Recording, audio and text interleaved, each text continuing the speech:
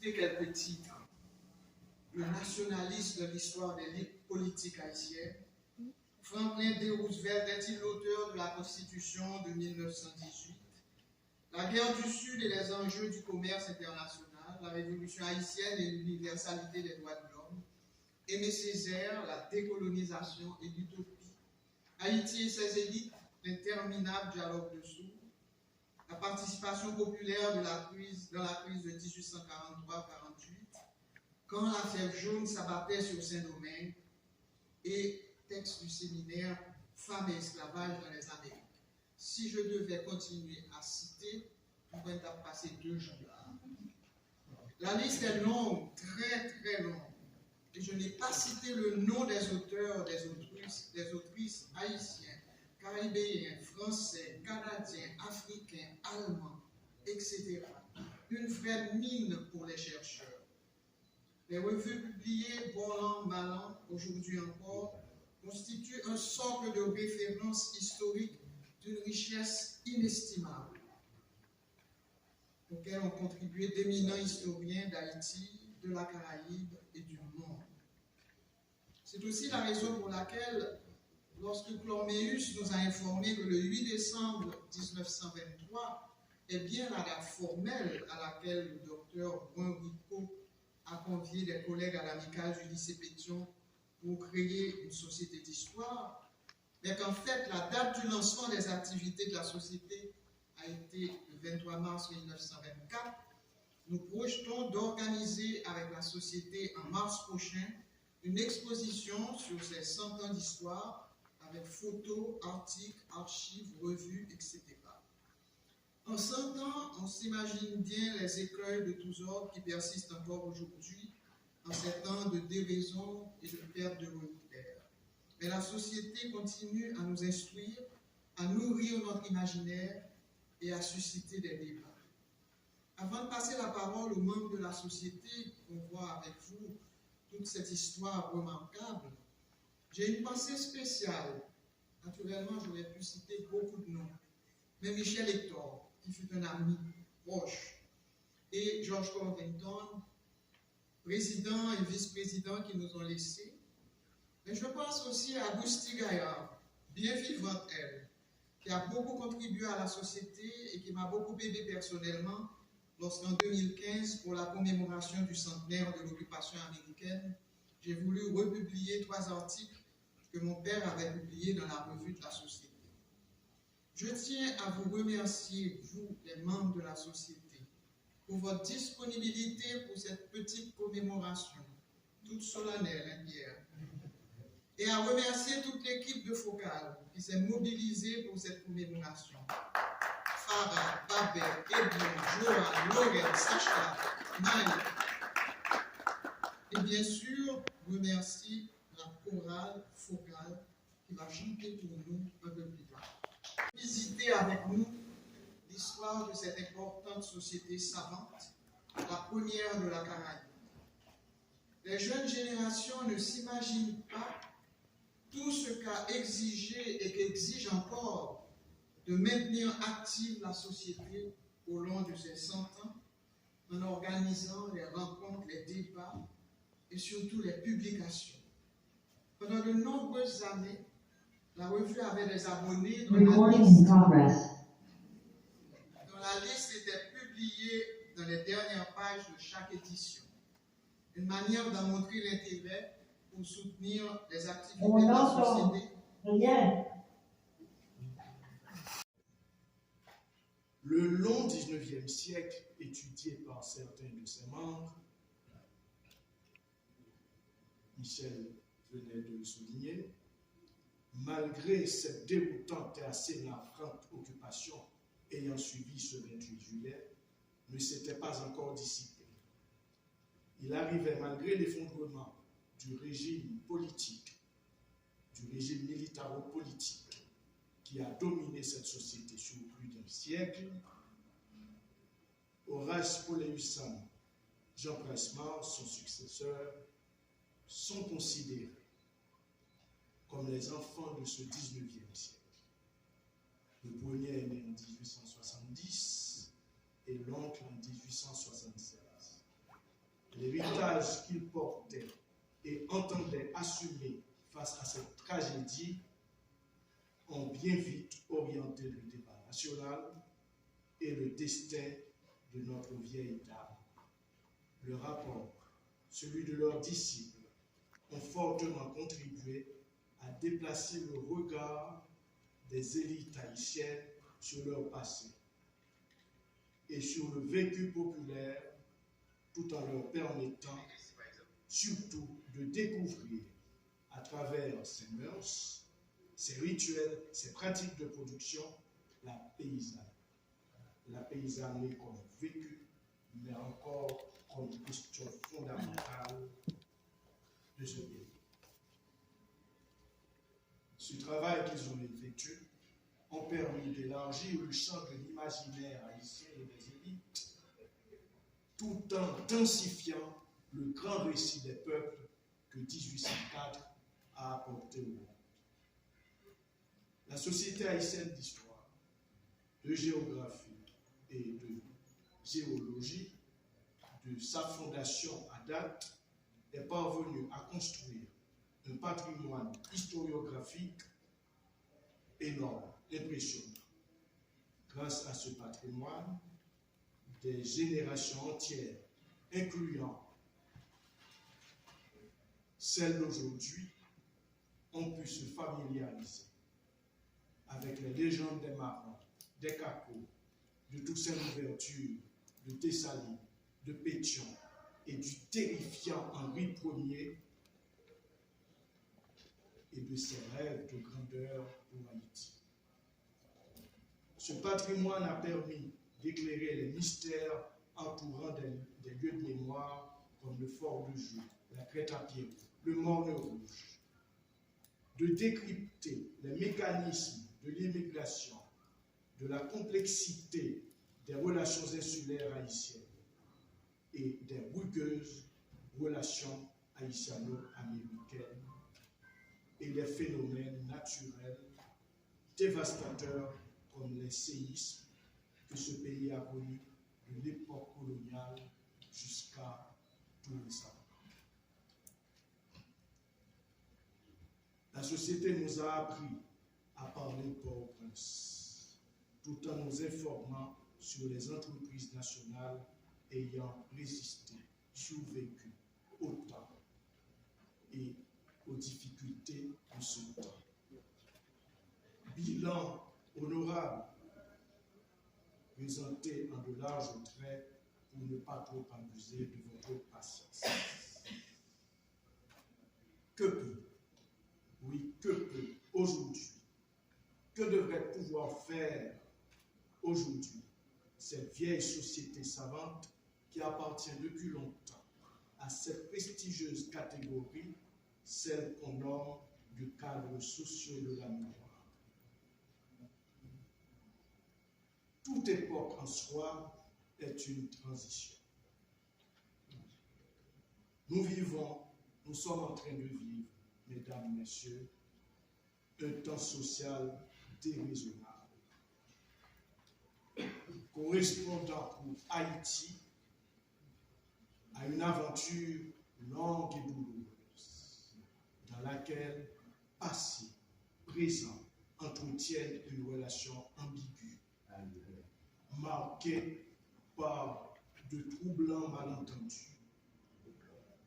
Les esprits qui ont étudié cette forme de transition à laquelle on est confronté ont pu observer que durant leur maturation, c'est notre cas toujours, apparaissent des phénomènes morbides et monstrueux, théâtre souvent de notre quotidien.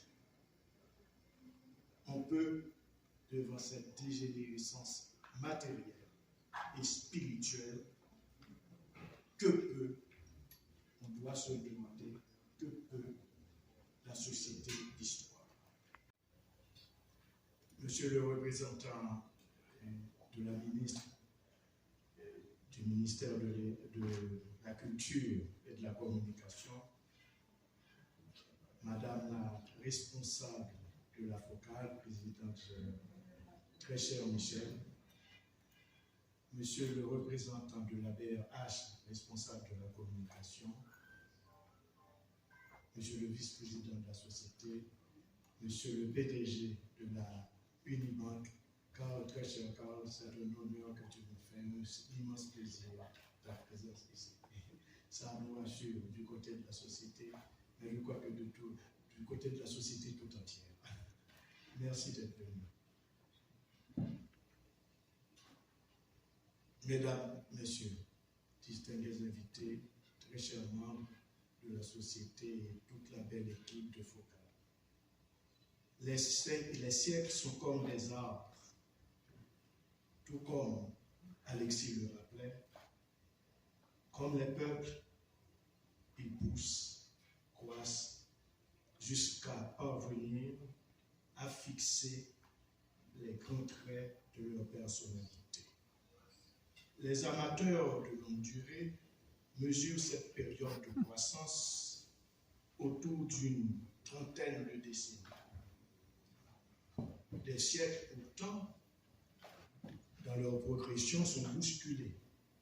Il y a une accélération de l'histoire et ces siècles-là n'attendent pas toujours autant d'années pour leur progression, pour leur croissance et surtout pour épouser leur forme complète. Ça semble avoir été le cas pour le 19e, en tout cas.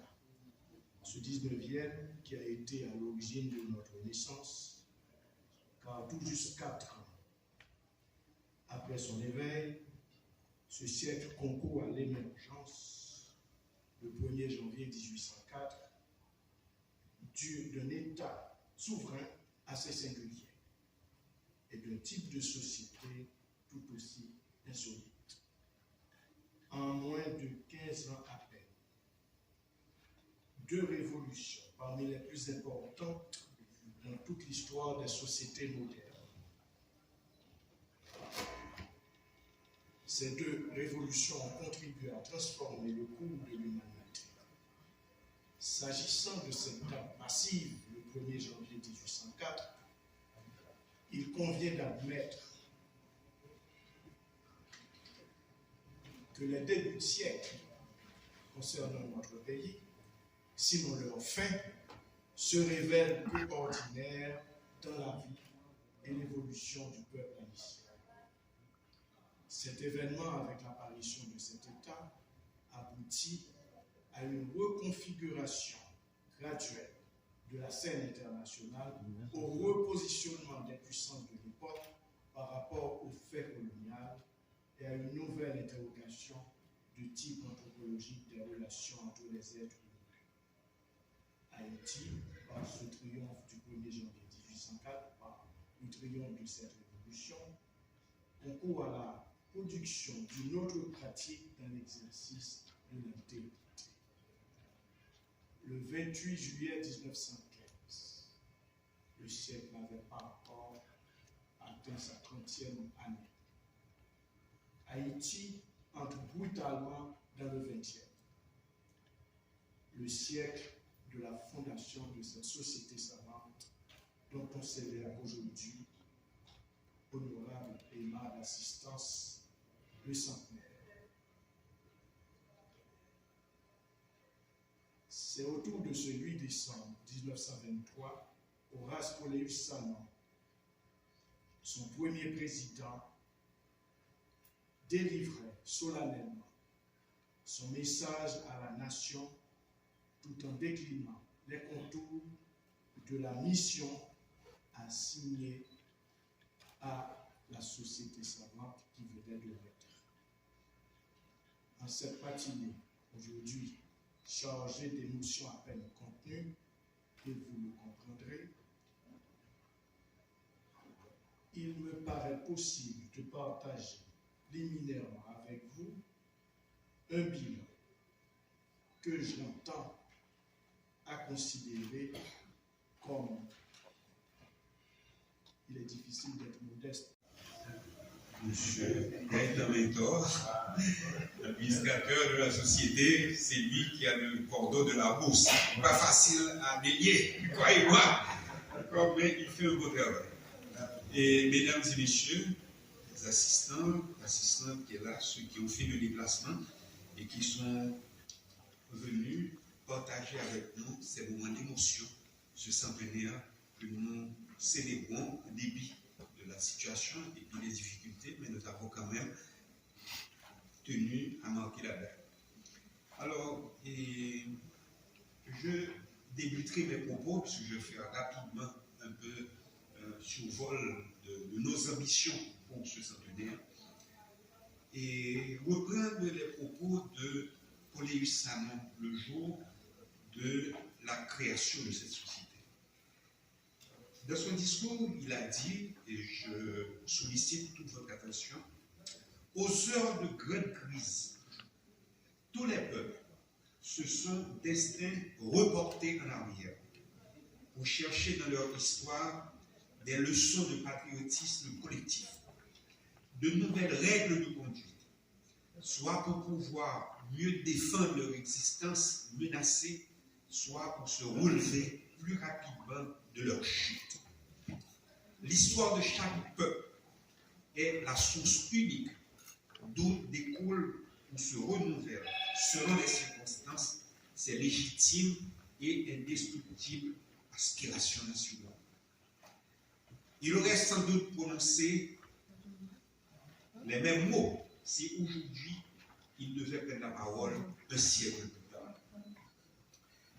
Alors, il m'arrive souvent de dire aux gens, ce n'est pas que la société ait été créée le 8 décembre 1923, parce qu'on pourrait peut-être faire l'inventaire de toutes les institutions qui ont été créées vers la même époque. Mais c'est que la société a traversé le temps. La société n'a jamais cessé de fonctionner depuis sa création. Et je veux pour preuve, et souvent je soulève comme preuve à ce que je dis, c'est que la société continue à publier la revue de la Société haïtienne d'histoire et nous en sommes au 272e numéro. Donc ça veut dire qu'il y a eu des espaces, il y a eu des vides, il y a eu des creux, pour beaucoup de raisons, on n'a pas besoin d'éliminer, on s'en va là tout à l'heure, mais la société est restée vivante. Et aujourd'hui, et on peut le dire fièrement, la société a quelque chose qui peut-être qu'elle gère avec difficulté, c'est que la société n'est jamais à court d'études ou d'articles. Les petits poissons sont remplis. Il n'y a même pas de place dans la revue pour les publier, puisque beaucoup de scientifiques à travers le monde, la revue, il est difficile maintenant de lire un livre d'histoire et que vous ne trouvez pas une citation ne fait pas référence à un article paru dans la Société haïtienne d'histoire. Donc ça veut dire que la société a acquis une notoriété que ces 100 ans lui ont permis d'avoir. Et aujourd'hui, à l'occasion de cette rencontre, de cette commémoration, nous sommes fiers d'annoncer officiellement et publiquement aux membres de la société, aux chercheurs, aux étudiants et à toute la communauté intellectuelle haïtienne que la vieille dame, parce que chez nous c'est comme ça que nous l'appelons la société la vieille dame. Alors le mot est le goustigaya, je crois. Donc la vieille dame dispose désormais de son propre local.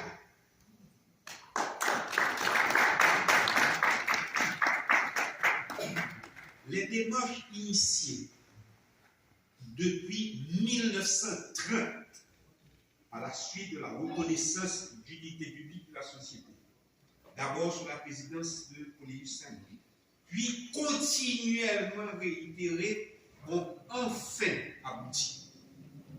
L'espace va avoir besoin de beaucoup de travaux d'aménagement, tant à l'intérieur qu'à l'extérieur, pour l'adapter à la nouvelle orientation de la société. Nous n'allons pas les énumérer, on va vous ennuyer avec tous les travaux qui vont à faire.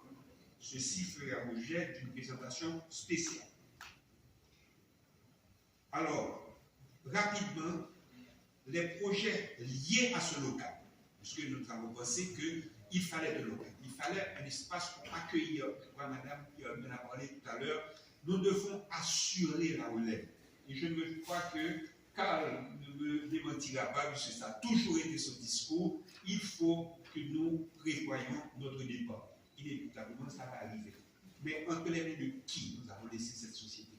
Nous ne pouvons pas exiger les mêmes sacrifices. Les jeunes voient les choses autrement. Ils ont besoin d'un espace adéquat pour profiter de ce qui existe. Et ce local sera aménagé en conséquence. Le plus important projet pour ce centenaire est la création d'une grande bibliothèque en faveur de la recherche historique et des autres domaines de compétences de la société. La géologie n'est pas prise en grande considération dans la société. Nous manquons de gens intéressés à cette science. Et c'est la même chose pour la géologie et d'autres domaines qui font l'objet de publications régulièrement dans la société. La démarche participe à l'idée d'un relèvement significatif des valeurs fondamentales et humanistes face à une jeunesse délaissée et livrée à des dérives pour le moins préoccupantes. Il ne fait pas de doute qu'une bibliothèque, par sa fonction sociale, demeure un élément structurant du développement